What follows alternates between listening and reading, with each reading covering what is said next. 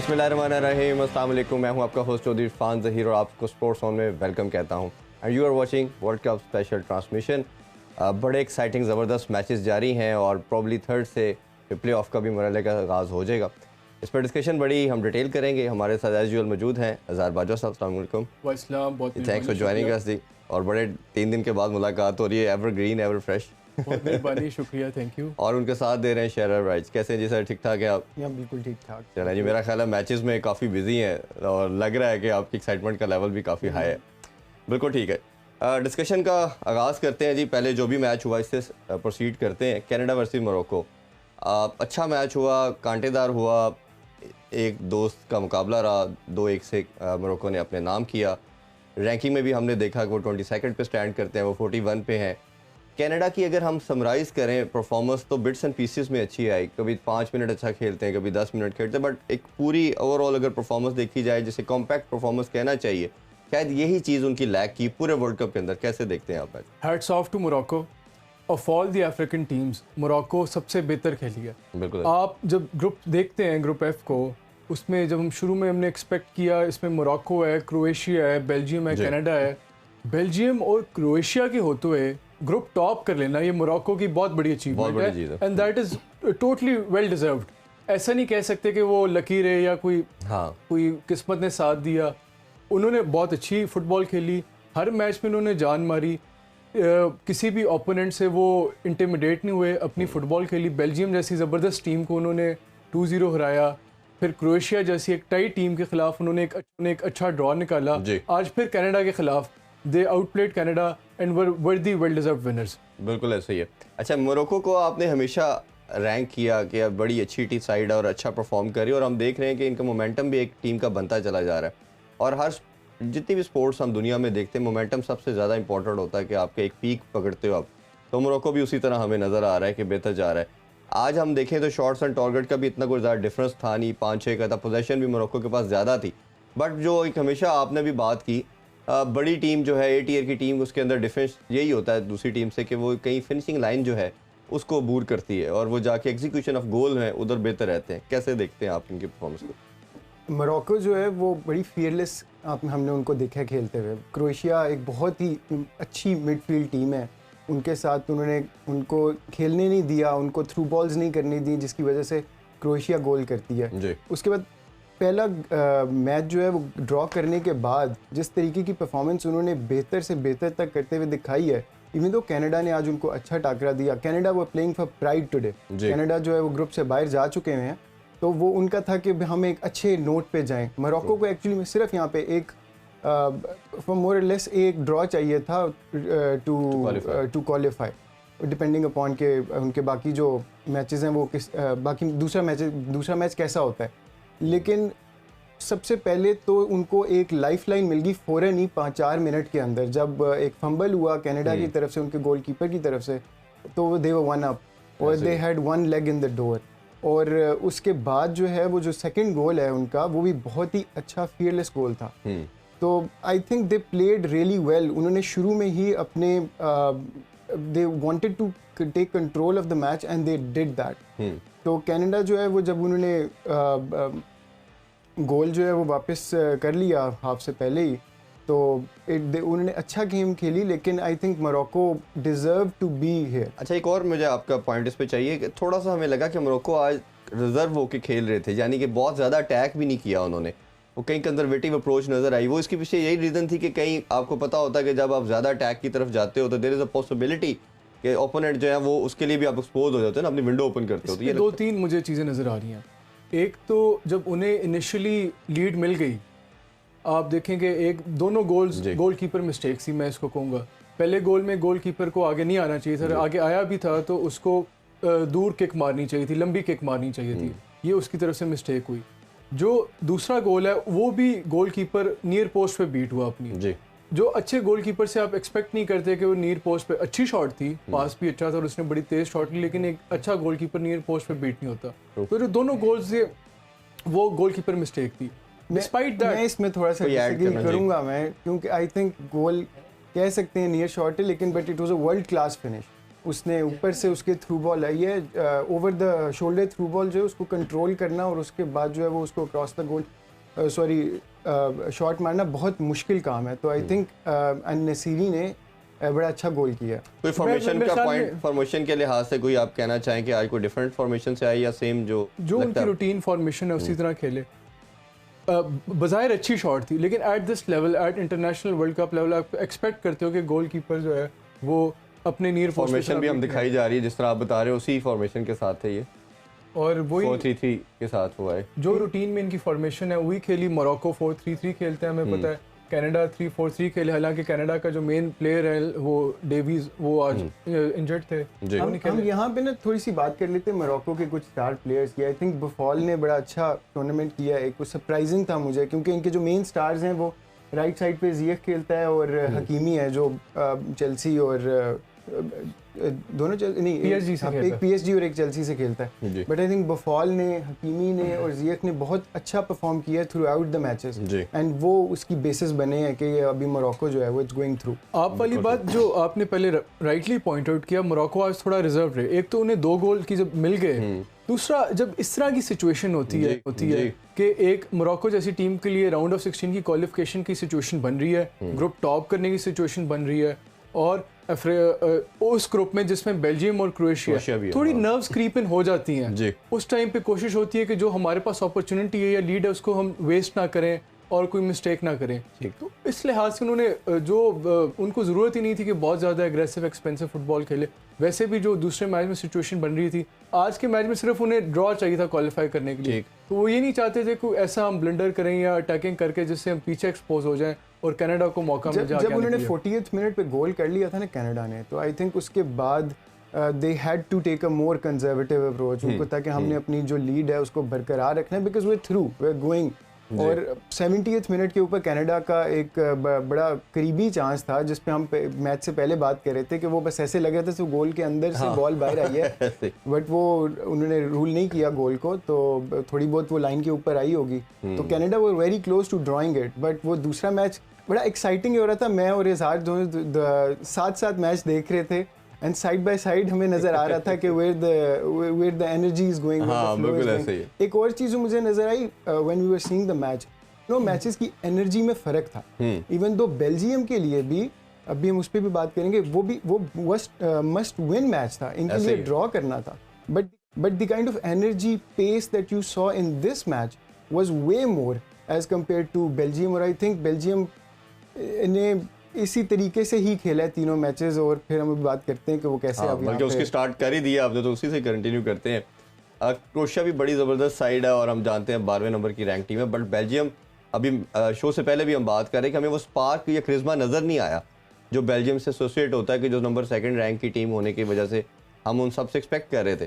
क्या आपको लगता है इस पूरे वर्ल्ड कप में क्या मिस्टेक आपको दिखने में लगी, या कुछ ऐसी चीज़ें जो आपको लगता है करनी चाहिए थी, they haven't done it?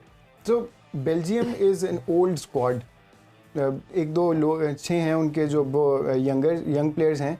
Belgium के जो हाइप है ना वो अभी से अब नहीं है, अभी वो नंबर 2 रैंक टीम है जी। हाइप अभी से नहीं है। बेल्जियम की हाइप जो है 2014 से है। ऐसा ही 2014 में इनको कहा था कि भाई ये दे गोना डू समथिंग, 2018 में इनको कहा कि भाई they are definitely gonna do something, and they did a lot. Like वो इवन हमने जैसे बात की थी कि हॉकी में भी इसी तरह इन्होंने मोमेंटम एक साथ ही पकड़ा, हॉकी और फुटबॉल में, हॉकी में वर्ल्ड चैंपियन बन गए लास्ट टाइम। ऐसे ही है, बट 2018 में बड़ा अच्छा किया, बट ये अभी आई थिंक उनका स्क्वाड जो है ना वो एज्ड हो गया था। हम बात कर रहे थे कि अगर ये थोड़ा सा इनको मिक्स यूथ और एक्सपीरियंस को मिक्स करके खेले ना, तो I think they would have done much better. और उसकी वजह से आई थिंक वो उनकी जो लैकिंग है ना वहाँ पे रही है, बिकॉज वो उस पेस के साथ नहीं खेल सके जिस पेस के साथ आज इस वर्ल्ड कप को हम देख रहे हैं।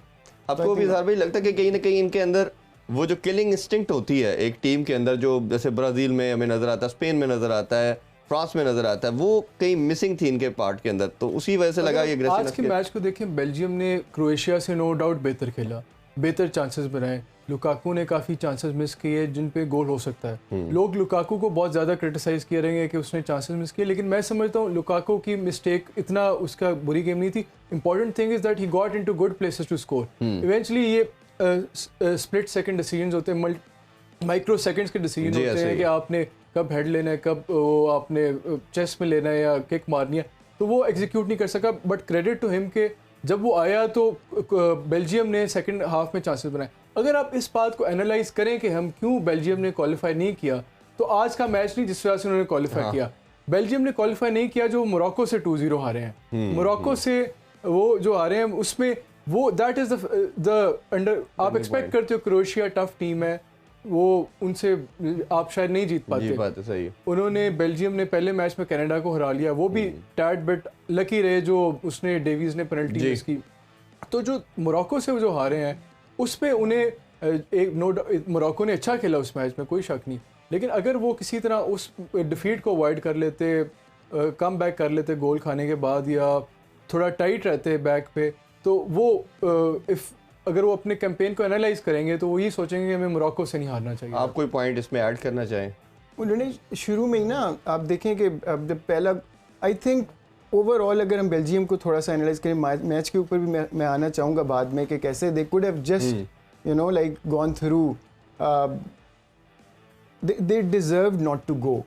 एक इससे मैं पहले सोचा था कि भी पिछले जो ग्रुप्स हैं उनके भी रिजल्ट्स आ गए हैं, but there are no real क्या कहते हैं अपसेट्स नहीं हुई, कोई बिग टीम्स बाहर नहीं गई। रैंकिंग्स आप देखेंगे सारे वो ऊपर टॉप रैंकिंग्स वाले जो है वो आगे क्वालिफाई किए हैं। तो आई वाज थिंकिंग दिस आज ही कि भाई अभी तक कोई अपसेट नहीं हुआ and Belgium is the first big name जो भी गई है। But on the basis of the FIFA world cup जो खेला गया है, बेल्जियम ने बाकी दोनों टीम्स जो क्वालिफाई किए हैं उनसे अच्छा नहीं परफॉर्म किया। क्वालिफाई करना भी एक मेरे ख्याल में है नहीं उस ग्रुप में, नंबर 10 रैंक की टीम है। ऑस्ट्रेलिया निकल गई वहां से, फ्रांस ऑस्ट्रेलिया ने काफी इंप्रूव किया, और जिस तरह की टैकिंग उन्होंने फुटबॉल, वो तो मुझे उनकी हॉकी के लिहाज से भी इस तरह था। थोड़ा सा इस ग्रुप के भी बाकी भी सब ग्रुप्स की बात करते हैं, थोड़ा सा भी इसी ग्रुप की डिस्कशन कर रहे हैं। तो ग्रुप एफ के अंदर हम देखते हैं कि इनकी पोजीशन जो है वो टॉप जो कर रही है वो मोरक्को कर रही है। जिस तरह आप लोगों ने कहा 3 मैच खेले, 2 जीते, 1 ड्रॉ, 7 पॉइंट के साथ। क्रोएशिया नंबर 2 है विद 5 पॉइंट्स, इसी तरह उनकी भी 1 विक्ट्री 2 ड्रॉ है। बेल्जियम 1 जीते 1 हारे 1 ड्रॉ, 3 पॉइंट के साथ उनके 4 पॉइंट है। और इसी तरह हमने देखा कनाडा, वो कोई भी मैच नहीं जीत सके। देखिए अगर बेल्जियम को ना क्वालिफाई करना ये यकीनन बहुत बड़ा अपसेट है जी। नंबर 3 रैंक टीम है, और पिछले वर्ल्ड कप में ये ब्रॉन्ज मेडलिस्ट थे जो 3rd-4th प्लेस के लिए इन्होंने जीते थे। मेरे ख्याल में one of the reason that Belgium could not qualify to the round of 16 in this world cup is that they could not settle on a fixed lineup. उनको अपनी स्ट्रैटेजी उनकी कंफ्यूज रही, किस प्लेयर को खिलाना है, किसको बिठाना है, कौन सी स्ट्रैटेजी हमने अडॉप्ट करनी है। जिस तरह आज भी ईडन हैजर्ड है, वो नहीं खेल रहा था, लुकाकू को ये हाफ टाइम पे लेके आए। तो जो आप बाकी आप स्पेन देखें, इंग्लैंड को देखें, जो टीम्स अच्छा परफॉर्म करी, उनकी एक सेटल्ड लाइनअप है, उनकी सेटल्ड स्ट्रैटेजी है। इसमें मैं ऐड ये करना चाहूँगा, I do agree with him, उन्होंने काफ़ी चेंजेस किए हैं throughout the matches because they couldn't really वो मोमेंटम बिल्ड नहीं कर पाए। They have played scrappy and they did not play well and to the expectations जो हमें थी। बट आई थिंक उनको वहाँ पे एक इशू जो सबसे बड़ा फेस आया ना, वो ये लुकाकू की फिटनेस का। Lukaku was injured and he could not play. वो बड़ी मतलब अभी फुली फिट नहीं है कि उसको 45th मिनट पे वो स्टार उनका स्ट्राइकर है, उसको वो लेके आए हैं। बैत्सुआई जिसने पहला मैच खेला था वो भी आज नहीं खेला। आई डोंट नो उसके पीछे इंजरी की कोई इशू है मेरा ख्याल है पीछे। तो they have been hit with those critical player missing हुए हैं जो इनको चाहिए थे फॉर देयर क्लिनिकल फिनिशिंग। आपके अगर दोनों स्ट्राइकर्स, आपके मेन 2 स्ट्राइकर्स आपके मिसिंग हो तो फिर आई थिंक आपको ऑब्वियसली सारी फॉर्मेशन जो है आपकी डिस्टर्ब हो जाती है। अच्छा खेला है, ऐसा हम उसको कहें कि जी उसने चांसेस कन्वर्ट नहीं किए। देखिए जो पहली शॉट थी वो भी पोस्ट को लगी, कह लें कि माइक्रोज का वो फ़र्क है, उस तरफ भी हो सकती थी।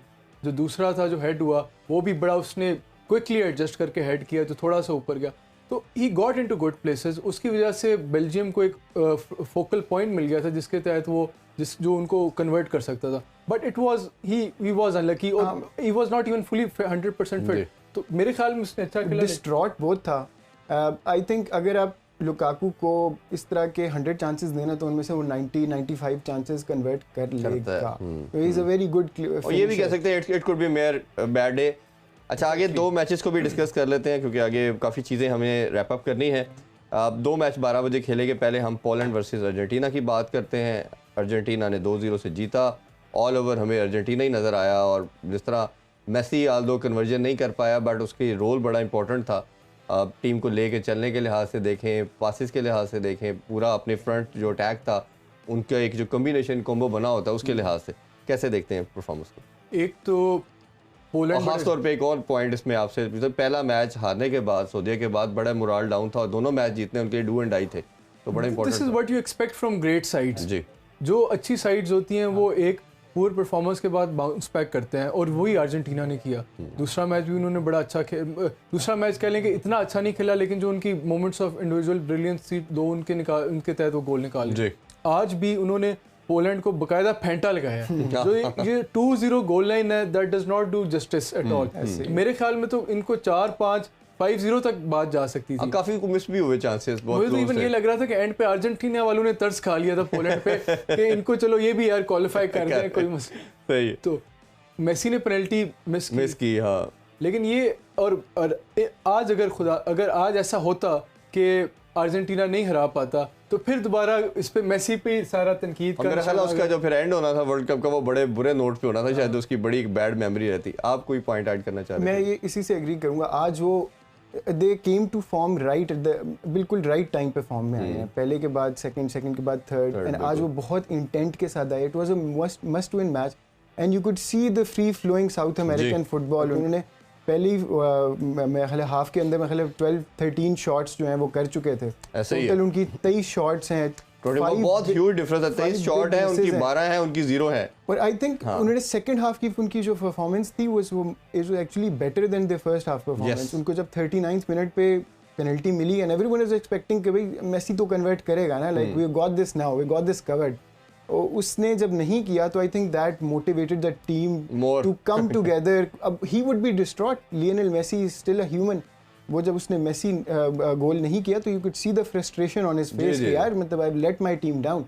फिर बाकी सारी टीम ने जेलिंग किया and which is a very good sign for Argentina कि अगर मेसी नहीं भी परफॉर्म करता तो बाकी प्लेयर्स इस तरीके की ये उसका बड़ा बिल्कुल ठीक आप कह रहे हो। जिस तरह 23 शॉट है, फिर उनकी 4 हैं, शॉट ऑन गोल की बात करें उनकी 12 है, उनकी 0 है, तो मेरा ख्याल है कि ऑल ओवर अगर हम देखें तो पूरा उन्होंने वो हावी रहे मैच के अंदर, कहीं उनको ब्रीदिंग स्पेस ही प्रोवाइड नहीं की। अर्जेंटीना के कोच को क्रेडिट जाता है कि उन्होंने राइट चेंजेस की टीम में। साथ साथ हम ये देख भी रहे हैं स्टैट्स भी कि वो देखें 73 और 27 है अगर हम बॉल पोजीशन के हवाले से देखें, हर चीज में पासेस को देखें उनके 245 है और इनके मतलब लाइक इट्स कंप्लीट डोमिनेशन। जी 92% उनके पास कंट्रोल रहा, तो ये ह्यूज डिफरेंस हमें नजर आया। बहुत कम इतने मैचेस के अंदर हमने पूरा डोमिनेंसी चेक की किसी भी। और the goals are also very good, दोनों गोल्स जो थे बड़े अच्छे क्लासिक गोल्स। और जैसे आपने ऐड किया जो फर्नांडिस है उसको जो लेके आया है कोच जी, उसकी जगह रॉड्रिगेज की जगह ही was that was a game changer. Fernandes ने आज बहुत अच्छी गेम की।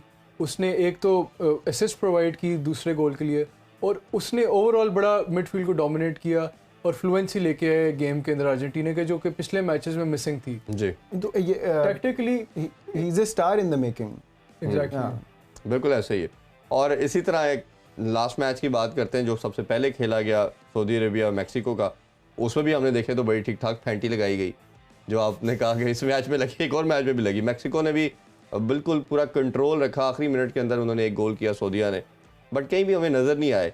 इसी तरह अगर उनकी हम बॉल पोजीशन देखते हैं, शॉट ऑन गोल की भी अगर हम बात करते हैं तो अगर वो देखें तो वो 26 है, उनकी 10 है, 61 पोजीशन है उनकी, 39 है। बट ओवरऑल कंट्रोल के लिहाज से देखें, अटैक के लिहाज से करें, वो बड़ी, जिस तरह मैंने एक चीज़ हमेशा कहता हूँ कि जब टीमें इस तरह पैनिक करती हैं, जो सेकंड टीयर की टीम, वो पैनिक होकर बड़ी दूर दूर से अटेम्प्ट करना शुरू कर देती है गोल के लिए, रादर देन कि वो क्लोज आके करे। ये उनका एक साइन बताता है कि वो दे आर गेटिंग पैनिक। वो कह रहे हैं यार इधर से ट्राई कर दो, शायद कुछ जैक लग जाए, कुछ इनसाइड। यस, उनका डिफेंस इतना तगड़ा होता है कि वो अलाउ ही नहीं करते। और फिर उस लिहाज से हमें लगता है कि ये मतलब एक क्लियर डिफरेंस हमें नजर आ जाता है, जो कि हमें अभी स्क्रीन पे भी हम दिखा रहे हैं। बॉल पोजीशन के लिहाज से भी, पासेस के लिहाज से भी, शॉट्स की भी जैसे हमने बात की 26-27 ऐड करना चाह रहे हैं कुछ। मैक्सिको बहुत अनलकी रहा है। आप देखें कि इन्होंने भी सऊदी अरेबिया को बकायदा फेंटा लगाया और ये 2-1 फाइनल स्कोर लाइन है, लेकिन ये आराम से 4-0 5-0 हो सकती थी।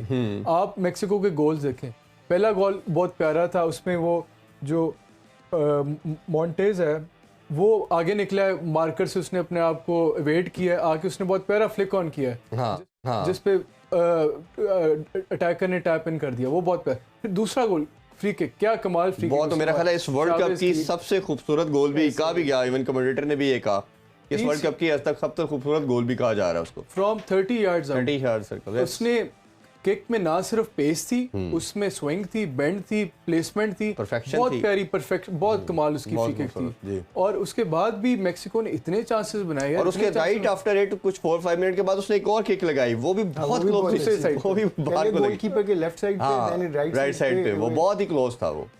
और जी प्लीज आप। इसमें मैं ये कहूँगा कि फर्स्ट हाफ के एंड तक जो है ये ग्रुप बड़ा फिर भी ओपन था।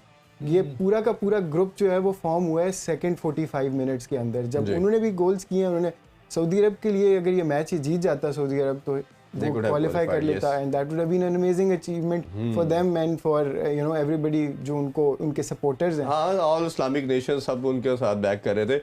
और मेरा ख्याल है अगर थोड़ा सा हम इस मैच की कॉन्टेक्स्ट में इस ग्रुप की भी बात कर लें, ग्रुप सी की, अर्जेंटीना जिस तरह हमने अभी कहा कि वो नीचे से आके दोनों मैच जीतना बहुत इंपॉर्टेंट था और दे शोड देयर क्लास कि चले एक बैड डे है, हम आगे चलते हैं। इसी तरह फिर पोलैंड और मैक्सिको की बात करें, अब मैक्सिको नंबर 13 रैंक की टीम है, डेनमार्क की हमने जिस तरह बात की नंबर 10 पे, वो नहीं कर सके, इसी तरह मैक्सिको भी नहीं कर सके। और मेरा ख्याल है वो जो डिसअपॉइंटमेंट थी वो बाद में उनके फैंस, उन प्लेयर्स के चेहरों पे हमें काफ़ी एविडेंट थी कि हम मैच जीतने के बावजूद भी आज लूजिंग साइड पे अपने को कंसीडर कर रहे थे कि they are not able to qualify. Mexico बहुत अनलकी रहे, उसकी दो वजह। एक तो जब 2-0 मैक्सिको लीड कर रहा था सऊदी अरेबिया से, उसके बाद 70 मिनट से लेके 90-95 मिनट तक मैक्सिको को 3-4 ऐसी गोल स्कोरिंग अपॉर्चुनिटीज़ मिली जिसमें वो और गोल कर सकते थे, और वो तीसरा गोल कर देते तो चाहे जो मर्जी उधर रिजल्ट होता, इन्होंने क्वालिफाई कर जाना था। दूसरे एंड पे पोलैंड को भी अगर गोल पड़ जाता और अर्जेंटीना से उस टाइम, फिर भी मैक्सिको ने क्वालिफाई कर देना था। तो बड़ा ये कह लें कि नर्वस, इस एतबार से अगर देखा जाए तो शायद पोलैंड मेरे ख्याल में इस ग्रुप पे से राउंड ऑफ 16 में जाना डिजर्व नहीं करते, मैक्सिको ज़्यादा डिजर्व करते हैं। बिल्कुल ऐसे ही है। इसमें मैं एक चीज़ ऐड करूं कि अभी ये जब गोल डिफरेंस अगर वो कर लेते, एक गोल कंसीड तो हो जाता है, अगर ये कर लेते तो कर लेते, बिल्कुल ऐसे बट जब 2-0 था उसके ऊपर गोल डिफरेंस उन दोनों के सेम थे, लेकिन उस टाइम पे भी पोलैंड ने क्वालिफाई कर जाना था based on a FIFA fair play rule. इनको एक अगर गोल डिफरेंस सेम हो तो आपके जो टोटल गोल स्कोर्ड होते हैं ग्रुप में उनको देखते हैं, वो भी इनके सेम। गोल कंसीड कितने किए हैं, गोल कंसीड है वो देखते हैं। अगर ये सब चीज़ें सेम हो तो फिर देखा जाता है कि फीफा फेयर प्ले के पॉइंट्स किसके ज़्यादा हैं। अच्छा, फीफा फेयर प्ले पॉइंट्स क्या है कि भाई अगर आपके येलो कार्ड होता है ना तो आपको एक -1 हो जाता है, रेड कार्ड होता है तो -2 हो जाते हैं। तो वहाँ पे इनकी गेम ये बड़ा अच्छा है, ये बड़ा अच्छा एक एलिमेंट है कि आपको इस चीज़ को भी मांगे, कई दफ़ा हमें फेयर प्लेयर भी एडवांटेज दे सकता है। मतलब नॉर्मली होता है कि आप उस मैच के फ्लो के अंदर होते हो, आप हर तरह की फुटबॉल खेल रहे होते हो। ये मैंने न्यूज़ में देखा है उसके मैच के फ़ौरन बाद कि आया हुआ था कि कोच ने पोलैंड की टीम को कहा हुआ था कि भाई आपने अपने येलो कार्ड्स को बचा के रखना है, ऐसा ना हो कि हमें कभी ज़रूरत पड़ जाए। एंड आई थिंक वो ज़रूरत उनको पड़ी है और उसकी वजह से वो क्वालिफाई भी कर गए। बिल्कुल, मेरा ख्याल है कि एक बड़ी साइड इतनी वो बारीकी वाली चीज़ें, इतनी माइन्यूट चीज़ों का भी कंसिडरेशन में रखते हैं कि हमें इतना ये बेनिफिट दे सकता है, और उसी की प्योर एग्जांपल हमें देखने को मिली। मैं एग्री करूंगा, इवन जो अब राउंड ऑफ 16 आएगा तो पेनल्टीज इसकी पॉसिबिलिटी होती है। तो वो एक एक प्लेयर को स्टडी करते हैं कि कौन सा किस साइड पे पेनल्टी मारता है, और कीपर को भी इवन स्टडी किया जाता है कि ये बॉटम कॉर्नर पे ज़्यादा अच्छी पेनल्टी रोकता है या टॉप कॉर्नर पे पेनल्टी अच्छी रोकता है। बिल्कुल ऐसे ही आप देखें कि इवन आज जो सारा हुआ, अगर हम सऊदी अरेबिया को देखें, सऊदी अरेबिया अगर एनालाइज करे कि हम क्यों नहीं क्वालिफाई कर सके, तो मैं उस मोमेंट को देखता हूँ जो सलीम अल दोसारी ने सेकंड मैच में पोलैंड के खिलाफ पेनल्टी मिस की। That was the turning point for Saudi Arabia. उस टाइम 1-0 वो हार रहे थे, अगर वो तब गोल कर देते तो पोलैंड ने नहीं जीतना था, और सऊदी अरेबिया भी शायद उस मैच से अगर ड्रॉ भी निकाल लेता तो that would have been sufficient for them to qualify to the next round. लेकिन यही ब्यूटी है स्पोर्ट्स की, कभी आप गलती से कर जाते हैं, कभी आपका लकी डे रहता है, तो यही खूबसूरती उसकी चलती रहेगी। अभी एक छोटा सा कमर्शियल ब्रेक से वापस आके जो कल मैचेस खेले जाएंगे उन पर डिस्कशन करेंगे। Don't go anywhere, stay with अस।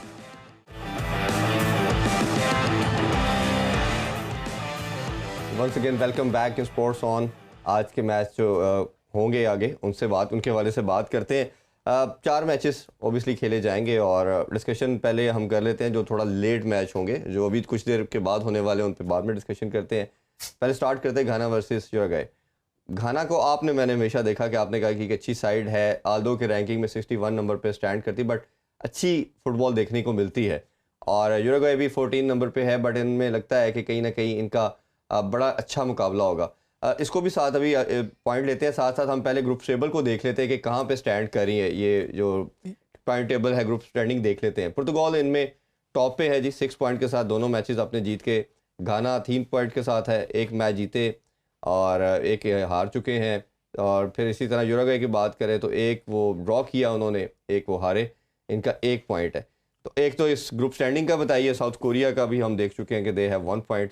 इस ग्रुप को कैसे देखते हैं और प्लस इस मैच को कैसे देखते हैं? ये पोर्चुगल तो क्वालिफाई कर गया हुआ है जी, ज़्यादा बहुत ही अनलाइकली है कि शायद ये फर्स्ट प्लेस जो इनके लिए खेल रहे हैं, फर्स्ट प्लेस में इनकी 90% चांस है कि फर्स्ट प्लेस ले जाएंगे। जी, घाना है, घाना का मैच है उरुग्वे से। This is a revenge match. अच्छा अगर आप 2010 का क्वार्टर फाइनल याद करें वर्ल्ड कप का, जी, उसमें 1-1 था, एक्स्ट्रा टाइम में गोल हो रहा था जो सुआरेज ने, जो कि एक नॉन गोलकीपर है, उसने हाथ से रोक के गोल बचाया। उसके बाद जो पेनल्टी मिली घाना को जो मिस हो गई, इस तरह से कह लें कि एक किस्म का जो फाउल प्ले के सुआरेज से घाना उरुग्वे से मैच हार गया। तो घाना के जख्म वो भी याद होंगे उन्हें कि इन्होंने हमें एक दफ़ा एक तरह से चीटिंग करके हमें वर्ल्ड कप से निकाला था। और वैसे भी अगर हम इस ग्रुप का ट्रेंड देखें तो घाना पीक पकड़ा है इस टाइम। जी, उन्होंने साउथ कोरिया, पोर्चुगल के ख़िलाफ़ भी वो अनलकी रहे, जो 3-2 थे, ड्रॉ भी कर सकते थे, अपॉर्चुनिटीज़ उन्हें मिली। साउथ कोरिया को उन्होंने बड़ा अच्छा उनके खिलाफ अच्छा खेला और बहुत हराया। अच्छा, उसके अलावा अब आगे बात उरुग्वे की। उरुग्वे को देखें, उन्होंने कोई बहुत अच्छा इस टूर्नामेंट में नहीं खेला, उनकी अच्छी साइड है, जी। लेकिन उनका भी वही वाला मसला है बेल्जियम वाला कि उनकी भी एजिंग साइड है।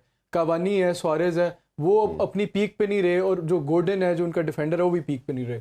ये जैसे हम दिखा भी रहे हैं इस ग्रुप एच के हवाले से, स्टैंडिंग भी दिखा रहे हैं। हमने जैसे डिस्कस किया कि पुर्तगाल टॉप पे है। आप शायद यार ऐड करना चाह रहे हैं। इसमें अभी नेचुरली देख रहे हैं कि यूरुग्वे के लिए अभी मस्ट विन मैच है। जिस फॉर्म के साथ घाना आ रहा है, पहले मैच के अंदर 2-3 हारना, सेकंड मैच में 3-2 जीतना from teams that are much better than them on paper. मैं तो इसके अंदर अभी भी और देखिए अगर वो यूरुग्वे जीत जाते हैं कि they will be standing on the second position, 4 points आ जाएंगे। फिर वो they are looking other match as well कि पुर्तगाल वो जीते कोरिया से, तो फिर उनकी पॉसिबिलिटी तो बहुत इंटैक्ट है क्वालिफाई करने के लिहाज से, और बड़े फेवरेट रहेंगे। क्योंकि पुर्तगाल के मैच की भी अभी हम बाद में डिस्कशन करते हैं। तो स्टैंड तो ये भी ओपन, ये अभी ग्रुप पूरा वाइड ओपन है। उरुग्वे के पास पॉसिबिलिटी है कि अगर वो घाना को हरा दें तो वो क्वालिफाई कर जाएंगे जी। अगर साउथ कोरिया, लेकिन एक इसमें जो ट्रिकी चीज़ है, पोर्चुगल क्वालिफाई कर चुकी है। वर्ल्ड कप जो होता है, जो अगर आप आगे तक जाते हो फाइनल तक, तो आपको 6-7 मैच खेलने पड़ते हैं 28 दिनों के अंदर, 28-25 दिनों के। उसके अलावा आगे मैचेस में एक्स्ट्रा टाइम्स भी बार बार आते हैं जी। तो कोशिश ये होती है कि जो टीमें क्वालिफाई कर गई होती हैं कि वो अपने प्लेयर्स को रेस्ट करें। इस वजह से साउथ कोरिया के लिए अपॉर्चुनिटी बन सकती है, क्योंकि पोर्चुगल अपनी शायद फुल फ्लैश टीम ना खिलाए। यही चीज़ हमने फ्रांस के और ट्यूनीशिया के मैच में देखी है, because they came in with the depleted side. उन्होंने अपने मेन प्लेयर्स को जो रेस्ट दिया, और उसकी वजह से ट्यूनीशिया ने जब एक दफ़ा लीड ले ली तो they were able to hold on to it. So अभी भी ग्रुप काफ़ी ओपन है, कुछ भी हो सकता है। और उस मैच में तो वो लास्ट मिनट के अंदर वो इक्वलाइजर हो गया था, उनके अपने अटैकर की गलती थी, जो बाद में देखा हमने कि ऑफसाइड हो गया था फ्रांस की तरफ से। तो फ्रांस भी तो उस मैच को ऑलमोस्ट ले गया था। बट अगेन आप बिल्कुल ठीक कह रहे हो, आई एग्री विद यू कि आप जब सिक्योर हो जाते हो तो अपने मेन प्लेयर को रेस्ट दिया जाता है ताकि उनका लॉजिक है। आप देखें, आप 2014 का वर्ल्ड कप देखें, फाइनल देखें जी, वो मारियो गोट्स से एक्स्ट्रा टाइम में गोल करता है, ऐसे ही एक्स्ट्रा टाइम में। फिर आप 2010 का वर्ल्ड कप फाइनल देखें, इनिएस्टा एक्स्ट्रा टाइम में गोल करके स्पेन को जिताता है। जब आप राउंड ऑफ 16 में या नॉकआउट स्टेजेस आ जाती हैं, काफ़ी दफ़ा मैचेस एडिशनल टाइम में जाते हैं और पेनल्टीज में जाते हैं। उस स्टेज पे जाके फिटनेस बड़ा मैटर करती है। तो जो टीमें क्वालिफाई कर गई होती हैं वो कोशिश करते हैं कि हम अपने प्लेयर्स को एक तो सस्पेंशन से बचाएं, क्योंकि आखिरी मैच में येलो कार्ड भी मिल सकता है जिससे वो सस्पेंड हो सकते हैं अगले मैच। दूसरा उनकी कोशिश होती है कि हम इंजरी से बचाएं। अब अगर फ्रांस फर्ज करें तुनिसिया के खिलाफ एम्बापे को इंजर करवा लेता है तो ये कहाँ की अक्लमंदी है, एक डेड रबर मैच में अपने प्लेयर को इंजर करवा लें। तो ये हालांकि जो दूसरी टीमें होती हैं, जिस तरह घाना है या पोर्चुगल है या उरुग्वे है, जिनका आपस में मैच है, वो तो इस चीज़ को पसंद नहीं करेंगे, यार क्यों इन्होंने ये जो दूसरी टीम है इसको, साउथ कोरिया को क्यों आसान मैच बना रहे हैं। लेकिन अगर आप उनके पर्सपेक्टिव से देखें पोर्चुगल के, तो दे रीजंस आर और जो लेजिटिमेट। प्लस अगेन जिस तरह यूरोगे की बात करें, अगर जीत जाते हैं तो वो पाकिस्तान की तरह दूसरे मैच का वेट कर रहे होंगे कि वो जीते वो हारे, तो बड़ा ये शायद हर स्पोर्ट्स की खूबसूरती भी है। इसमें बड़ी एक्साइटिंग चीज ये है कि दोनों मैचेस साथ साथ चल रहे हैं और वो एक उनकी डगआउट के अंदर एक कोऑर्डिनेशन वाला बंदा बैठा हुआ होता है, बता रहा होगा। होता है, कोच को बता रहा है भाई अब उधर उस मैच में ये हो रहा है, हाँ। उसी टाइम पे रियल टाइम में नजर आ रहा होता है कि भाई स्ट्रेटजी चेंज होगी। इस तरह की चीजें हमने ईपीएल के अंदर भी देखी हैं, जहाँ पे आखिरी मिनट के अंदर मैनचेस्टर और ये मेरा ख्याल है बड़ा खूबसूरत इसका ब्लेंड है कि आप सेम टाइम पे करवा रहे हो, रादर देन कि आप वेट कर रहे हो क्या होगा, क्या फुटबॉल में ऑल ओवर जितने भी इंटरनेशनल कॉम्पिटिशन्स होते हैं, चाहे वर्ल्ड कप है, चाहे यूरो कप है, चाहे कोपा अमेरिका है, उसके अलावा चैंपियंस लीग है, प्रीमियर लीग है, ला लीगा है, बुंडेस लीगा है, ऐसे ही प्रीमियर, हर कंपटीशन में जो आखिरी मैच होता है ना, वो तमाम टीमों का एक ही टाइम पे चल रहा होता है। बिल्कुल ठीक। आखिरी राउंड, उसके लॉजिक ये होती है कि किसी भी टीम को कोई अनफेयर एडवांटेज ना मिले। अगर किसी टीम का मैच बाद में होगा तो वो जिस टीम का मैच पहले हुआ है उसके रिजल्ट के मुताबिक अपनी गेम को एडजस्ट कर सकता है। तो इसको खत्म करने के लिए सारे मैच एक ही टाइम पे होते हैं। बिल्कुल ठीक है। दूसरे मैच की भी थोड़ी बात कर लें। 8 बजे खेला जाएगा साउथ कोरिया पुर्तगाल। थोड़ी तो बात हमने कर ही ली, कुछ पॉइंट आप ऐड करना चाहें कि साउथ कोरिया की फॉर्मेशन एक्सपेक्टेड क्या हो सकती है, क्या उनका प्लान है? Obviously they will go for the victory, but कुछ उसमें आपको लगता है कि एडिशनल वो जोर लगाएंगे? गेम प्लान हमें मालूम है कि वो बहुत अटैकिंग किस्म की और वो पासिंग वाली गेम नहीं खेलते, वो बेसिकली डॉज करके और फास्ट पेस गेम खेलते हैं। इससे पहले हिस्ट्री के अंदर 2002 के अंदर इनका हुआ था, वर्ल्ड कप के अंदर टाकरा हुआ था, जिसमें इंटरेस्टिंगली इनफ ये भी शायद आई डोंट नो उस ये जो फुटबॉल के वो जो फैनेटिक्स होंगे वो इसके अंदर इसकी बारीकी में जाएंगे कि 2002 के वर्ल्ड कप के अंदर इनका पोर्चुगल का आपस में मैच हुआ था जो साउथ कोरिया जीत की थी, और उस जीतने की वजह से पोर्चुगल जो है वो ग्रुप स्टेज में बाहर हो गया था। तो आज हो सकता है उसका उल्टा हो जाए। तो आज जो है वो पोर्चुगल जीत गई, लेकिन अभी आज पुर्तगाल इज द सेफ साइड और वो बिल्कुल सिक्योर है। हाँ नहीं, वो आज जीत जाएगी और साउथ कोरिया बाहर हो जाएगी। वैसे आप पहले कह रहे थे कि मुझे लगता है कि साउथ कोरिया जीत जाएगा। मुझे भी यही लग रहा है क्योंकि पुर्तगाल के लिए कोई मोटिवेशन इंसेंटिव नहीं है। फर्स्ट नहीं आएंगे, सेकंड आ जाएंगे, क्वालिफाई तो कर जाएंगे। लेकिन कई दफा आप कहते हो कि जो विनिंग मोमेंटम है वो भी ब्रेक ना हो, कि हम उसी हाई नोट पे खत्म करें। होती हैं। एक तो आप जो आपकी दूसरे स्क्वाड मेंबर्स हैं वर्ल्ड कप, उनको भी चांस देना चाह रहे होते हो, और आपकी सबसे ज्यादा प्रायोरिटी यही होती है कि आपके जो मेन प्लेयर, जिस तरह रोनाल्डो है, फर्ज करें रोनाल्डो को इंजर करवा लेते हैं साउथ कोरिया के खिलाफ, तो ये कहाँ की अकलमंदी है? ऐसे ही इसके अंदर मैं ख्याल एक और फैसेट क्या आता है कि जब अभी पोर्चुगल ये देख रहा है कि अभी हम ग्रुप नंबर 1 प्लेस टीम है ग्रुप में, अब दूसरी तरफ इनका अब अगला मैच जब होना है तो इनका होना है ग्रुप जी के साथ जी। ग्रुप जी के अंदर एक तरफ ब्राजील है, ठीक है, तो आप क्या इस चीज़ को मद्देनजर रखोगे बीच में कि यार अगर हम अभी 1 में जाते हैं तो will get a easier opponent, theoretically an easier opponent, because Brazil हो सकता है ग्रुप 1 जीत जाए। बिल्कुल ऐसे ही है। ये भी टेक्निकल एक चीज़ है। इसमें ना मेरे ख्याल में दो राय हैं। अगर आपने वर्ल्ड कप जीतना है तो आपको टॉप टीम्स को किसी ना किसी स्टेज पे तो खेलना पड़ेगा, और ऐसा नहीं है कि अगर आप राउंड ऑफ 16 में ब्राजील को खेलो या सेमीफाइनल में जाके ब्राजील को खेलो, कहीं ना कहीं तो आपको खेलना पड़ेगा। हमने वर्ल्ड कप का फाइनल इंग्लैंड से खेलना ही था पहले हम पूरा मुल्क खुश होता रहा, हमारा सेमीफाइनल न्यूजीलैंड से पड़ गया। फिर भी यार आप देखो, अगर आपका अगला मैच है राउंड ऑफ 16, नॉर्मली जो प्रीमियर लीग होती है या और कोई कंपटीशन होता है, 1 वीक का रेस्ट दिया जाता है दूसरे मैच के दरमियान में, तो आप कोशिश करोगे कि आपके प्लेयर्स नेक्स्ट मैच के लिए फ्रेश हो, चाहे ब्राजील से हो। ऐसे ही है। अगर आपका ख्याल है कि स्विट्जरलैंड या कैमरून या और कोई टीम उस ग्रुप से आएगी वो आसान होगी, तो ये भी आपकी गलतफहमी है। बिल्कुल ठीक बात। वर्ल्ड कप में जो भी टीम आई हुई है, they're all professional football teams, they're all top international football, और वो आपको ऑब्वियसली उतना ही टफ टाइम देने के लिए भी आए हैं। थोड़ा सा मजीद आगे चलते हैं जी। 2 मैचेस अभी कुछ देर के बाद खेले जाएंगे। पहले हम बात कर लेते हैं कोस्टा रिका वर्सेस जर्मनी के हवाले से। जर्मनी की बात करें तो इनकी थोड़ी सी स्टैंडिंग भी देख लेते हैं, फिर उसके बाद फर्दर हम डिस्कशन भी करते हैं। ग्रुप ई भी बड़ा एक हमें नज़र आ रहा है कि बड़ी एक बेहतर पोजीशन के ऊपर है, और इसकी स्टैंडिंग की अगर हम देखें और हमें नज़र आ रहा है स्पेन जो है दे आर ऑन टॉप और 4 पॉइंट्स के साथ हैं जी। जापान की बात करें तो 1 जीते 1 हारे 3 के साथ हैं। कोस्टा रिका हमने देखा वो भी 3 के साथ है, सेम 1 जीते 1 उन्होंने हारा। और जर्मनी जो है वो 1 हारे और प्लस 1 ड्रॉ किया और 1 के साथ है। तो अभी that is also wide open. अभी इस ग्रुप की भी खूबसूरती यही नज़र आ रही है कि कोई श्योरिटी नहीं है। जर्मनी का पहले मुझे बताएं क्या पॉसिबिलिटी निकाल रहे हैं इनके क्वालिफाई करने के लिहाज से? जर्मनी अगर हरा देता है कोस्टा रिका को तब भी शायद वो क्वालिफाई ना कर सकें। ये सिचुएशन इस टाइम बनी हुई है।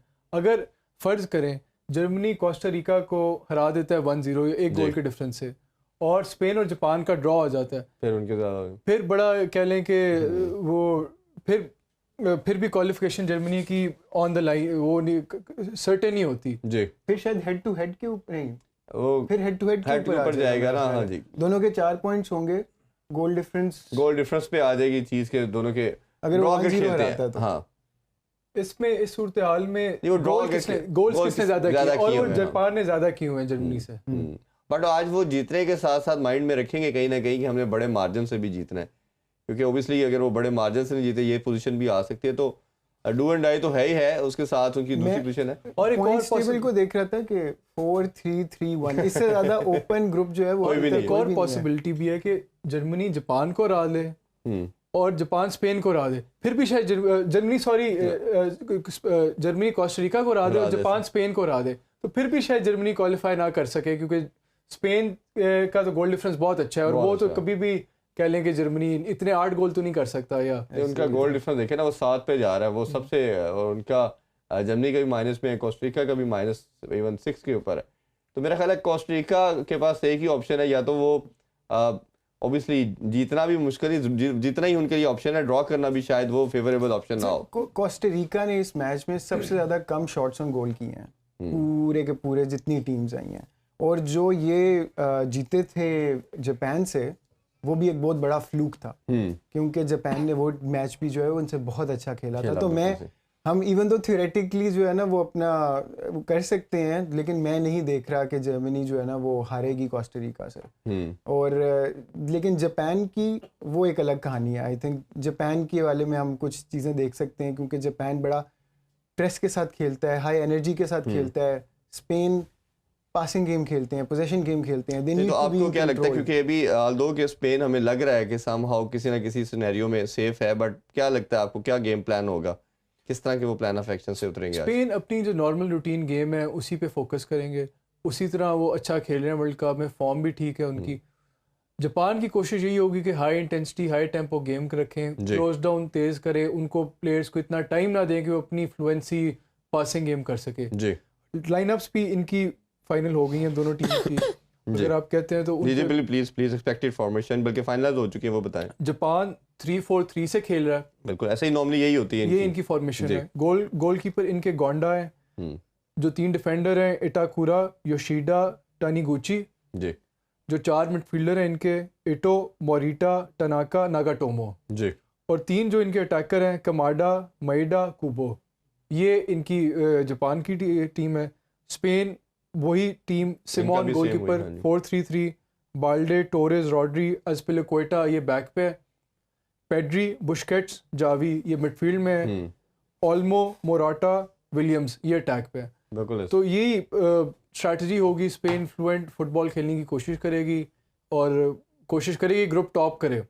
बिल्कुल ठीक। जापान की कोशिश होगी। स्पेन का मुझे लगता है कि अभी जितनी हम साइड्स देख रहे हैं, जापान और फ्रांस या स्पेन, हमें एक ऐसी साइड लगती है जो बहुत ही बैलेंस नज़र आ रही है। अटैक के लिहाज से बात करें, डिफेंस के लिहाज से बात करें, इवन के गोलकीपर की भी बात करें, थोड़ा हमने कम डिस्कस किया शायद गोलकीपर के बारे से, बट बड़ा ज़बरदस्त किस्म के गोलकीपर है। उनके सेव को देखें तो पूरा एक पैकेज नज़र आता है इनकी टीम का। जर्मनी और स्पेन का जो पिछला मैच हुआ है, जो 1-1 ड्रॉ हुआ था, उसके अंदर प्रीडोमिनेंट जो रोल अदा किया ना इसको 1-1 रखने में, वो स्पेन के गोलकीपर ने किया। 2-3 दफ़ा उसने you wouldn't call them like very close misses, बस वो टेक्टिकली बड़ी अच्छी पोजीशनिंग की उसने 2-3 जगहों के ऊपर। जब जर्मनी ने बॉल निकाली और दे कुड हैव बीन 1-on-1, तो वो बड़ी जल्दी अपनी लाइन से आगे आया और उसने बॉल को कंट्रोल किया। इसी के अगर मैच की अगर कंक्लूड कर लें तो जापान जो है वो सिर्फ ये चाहेगा कि उनकी जो पासिंग की जो मोमेंटम है ना उसको ब्रेक करे। अगर वो ब्रेक करने में कामयाब हो सकता है तो ये हमारी एक बड़े अच्छा मैच जो है हमें सामने आएगा। स्पेन की जो प्ले स्टाइल ऑफ प्ले है ना, वो बार्सिलोना के स्टाइल ऑफ प्ले से बड़ा मैच करता है। उनका जो अभी कोच है वो भी पहले बार्सिलोना का कोच रहा है, तो उनको भी कुछ ऐसी टीम में मिडफील्डर भी बार्सिलोना, तीनों मिडफील्डर से, और उनका वो जो ब्रांड ऑफ फुटबॉल है वो भी इसी तरह के अटैकिंग फुटबॉल, और प्लस जापान की कोशिश होगी to hit them on the counter, और ये जापान बहुत अच्छा कर सकता है। आपने देखा है जर्मनी के खिलाफ कैसे उन्होंने अटैक, और ये स्पेन की वीकनेस भी है। स्पेन जो है वो काउंटर के ऊपर, बिकॉज दे उनके पास प्रैक्टिस ही नहीं है काउंटर के ऊपर खेलने की, बिकॉज वो उनका प्लान ये होता है कि भाई हमने 70 से 80% टाइम तो हमने अपनी बॉल अपने पास रखना है, जस्ट पोजीशन नहीं देते वो। तो जब वो उन किसी और की टीम को मिलता है और वो अच्छा काउंटर करते हैं तो ये इनके लिए बड़ा मुश्किल होता है। अगर पहले हाफ में 0-0 तक रख लिया जापान ने तो सेकंड हाफ बड़ा इंटरेस्टिंग होगा। और ये क्योंकि ये तो एक ऐसी टीम है कोरिया और जापान जो पहले मिनट से लेकर 90 मिनट तक उसी फ्लो में खेलते हैं, ये इनके लड़के फटीग में नहीं आते। बिल्कुल ऐसे। चले थोड़ा सा टाइम है, हम कोशिश करते हैं बाकी जो ग्रुप कोस्टा रिका और जर्मनी का भी, कोस्टा रिका और जर्मनी का लाइनअप्स अगर हाँ जी प्लीज। जर्मनी खेल रही है 4-2-3-1, उसके अंदर नॉयर है। नॉयर का पिछला मैच अच्छा नहीं हुआ, पिछला मैच उसने अच्छा नहीं खेला। जिस वर्ल्ड क्लास लेवल का ये गोलकीपर है उस तरह का उसने परफॉर्मेंस नहीं दी। बिल्कुल ऐसे। उसके बाद इनके डिफेंडर सूल, रुडिगर ने अच्छा खेला था पिछले मैच में, वो इनका एक मेन लीडर सामने आ रहा है। और किमिच है, गुंडोगॉन और कुरेट्जा जो हैं वो इनके डिफेंसिव मिडफील्डर्स हैं। और विंग पे खेलेंगे लेफ्ट साइड के ऊपर साने, राइट साइड के ऊपर नाबरी, दोनों बायर्न म्यूनिख से खेलते हैं। उनके जो सेंटर अटैकिंग मिडफील्डर है वो मुसियाला है जी। अगर इस जर्मनी टीम ने इस वर्ल्ड कप के अंदर अच्छा परफॉर्म करना है तो वो इस बंदे की बेसिस के ऊपर करना है। मुसियाला इज़ द ब्रेकआउट स्टार। मुझे तो ये था कि इसमें ब्रेकआउट स्टार वो मुझे नज़र आएगा। उसने अच्छा ज़रूर खेला लेकिन उसको शायद उतनी सॉर्ट ऑफ उस बाकी टीम उसके साथ जेल नहीं हो सकी कि उनको किसी रिजल्ट में उसको निकालें।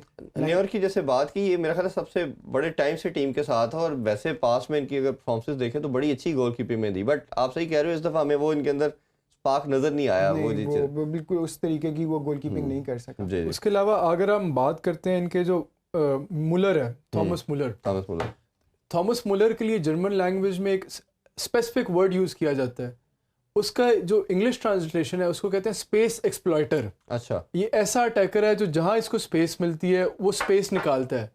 तो ये अभी ही has not hit his full form, no doubt अब 33 इनकी एज हो गई है। जो पिछले वर्ल्ड कप्स में जो इनकी कह लें कि हाई लेवल या हाई इंटेंसिटी गेम थी वो अब नहीं है, लेकिन अभी भी एक्सपीरियंस है उनके पास, तो he can prove to be crucial today against Costa Rica in a pressure match. बिल्कुल ठीक है। दूसरा, कोस्टा रिका से हम बड़ा मुश्किल है। जापान के खिलाफ उनका एक फ्लूक लग गया, जापान ने बहुत अच्छा खेला, 80 मिनट तक कोई कोस्टा रिका ने शॉट नहीं मारी थी। ऐसे ही तो मेरा नहीं ख्याल कि लाइटनिंग स्ट्राइक्स ट्वाइस, तो आज भी ऐसा ही हो कि वो जर्मनी को दोबारा जर्मनी के खिलाफ भी उनका कोई तुक्का लग जाए। चलिए लेट्स सी, और जर्मनी भी अपनी स्ट्रेंथ पे आएगा, बट इंटरेस्टिंग यही इसमें पॉइंट नज़र आ रहा है कि पूरा वाइड ओपन ग्रुप है और देखते हैं कौन देता है। और इसमें बाकी अगर हम क्विकली अगर रैप अप करें तो ग्रुप ए के अंदर नीदरलैंड और सेनेगल क्वालिफाई कर चुके हैं। इसी तरह ग्रुप बी के अंदर देखें तो इंग्लैंड यूएसए कर चुके हैं, इंटरेस्टिंगली वो उनका देखते हैं। इसी तरह ग्रुप सी के अंदर अर्जेंटीना पोलैंड का हम बात कर चुके हैं जी, और नीदरलैंड भी कर चुके हैं, सेनेगल का हमने कहा ये डिस्कस कर चुके हैं।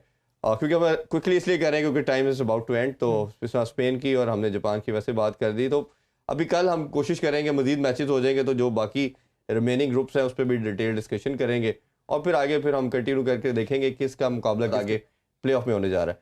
अभी इजाज़त लेते हैं जी, मैं thank you so much for the joining us और इंशाल्लाह कल दोबारा अपने डिस्कशन को कंटिन्यू करेंगे।